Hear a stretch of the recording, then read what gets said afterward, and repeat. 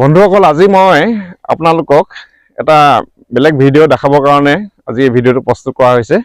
আগতে মই জেআৰ কনষ্ট্ৰাকশ্যনে আমি কেনেধৰণে ফেক্টৰীত বাউণ্ডেৰী ৱাল নিৰ্মাণ কৰিছিলোঁ, পোষ্টবিলাক কেনেধৰণে নিৰ্মাণ কৰিছিলোঁ, সেয়া ভিডিঅ' মই এই চেনেলৰ থ্ৰুৱেদি আপোনালোকক দেখাই আছোঁ। কিন্তু আজি সেই ৱালবিলাক, সেই প্লেটবিলাক আমি কেনেদৰে এজন কাষ্টমাৰে অৰ্ডাৰ দিলে আমি কেনেদৰে ফিল্ডত আহি পেলাই আমি কাম কৰোঁ, তাকে আমি কিয়দাংশ দেখাব বিচাৰিছোঁ। গতিকে আমি ৱালখন কেনেধৰণে ফিটিং কৰিছোঁ আপোনালোকে এবাৰ চাওকচোন। যদি ভাল লাগিছে তেন্তে নিশ্চয় আপোনালোকে কমেণ্ট কৰিব। এইখন ৱাল আমি আজি 4 দিনত কমপ্লিট কৰিছোঁ। প্ৰায় ইয়াত এবিঘা 2 কঠা মাটি আছে আৰু এয়া আপোনালোকে দেখিব পাইছে, ওপৰত ফুল প্লেট আছে, মাজত বৰফি আছে। ডিজাইনটো এনেকৈ ধৰণৰ মালিকে পচন্দ কৰিছে। ষ্টাৰ আছে 2টা, বৰফি আছে এটা, তেনেকৈ ধৰণৰ। তলত বিম দিয়া হৈছে আগৰফালে।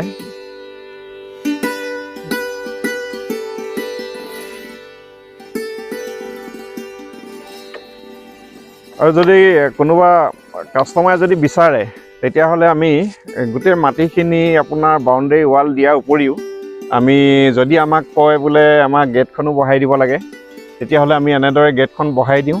গেটখনৰ আমি এটা ভিডিঅ' আপোনালোকলৈ প্ৰেৰণ কৰিছোঁ। এয়া চাওক, তলত এনেকৈ ধৰণৰ 12 ইঞ্চি ওখ, 10 ইঞ্চি বহল আমাৰ এইটো বিমটো। আৰু ইয়াত আছে আপোনাৰ 16 mm ৰড আছে। বহুত ধৰণে আমি মানে এইটো পিলাৰ চব তলত এইটো ঢালাই দিয়া আছে।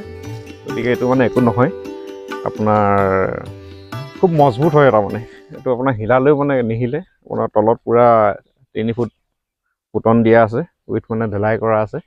আৰু এইফালে আপোনাৰ এইটো বিমটো দিয়া আছে।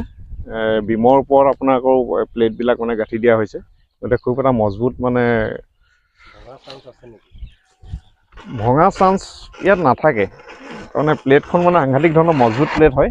গতিকে ইয়াত মানে ভাঙিবলৈ বা কিবা হ'বলৈ নাথাকে আৰু পূৰা মজবুত হৈ যায়। আৰু আমি ফাকবিলাকত ইয়াতে ঢালাই কৰি দিয়া হয়, মানে আঠা লগাই দিয়া হয় ইয়াত এইফালে, এতিয়া পূৰা মজবুত হৈ যায়।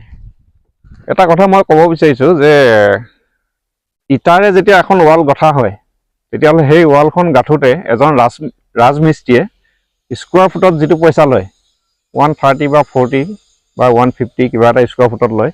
আৰু সেই পইচাটোত আপোনালোকে আমি এই গোটেই ৱালখনেই আমি কমপ্লিট ফিটিং কৰি পেলাই আপোনালোকক দিব পাৰোঁ। গতিকে এইটো এটা মানে সাংঘাতিক ধৰণৰ প্ৰফিট হয়। আৰু ইয়াত কোনো টেনশ্যন ল'বলগীয়া নাই মালিকে। গতিকে আমি সেই যিটো খৰচ মিস্ত্ৰীয়ে লয়, সেই খৰচটোত আপোনালোকে কমপ্লিট ৱাল এখন মানে আপোনালোকে পাব। এয়া এখন সুন্দৰ গেট, এয়া এবাৰ আপোনালোকে চাই লওক।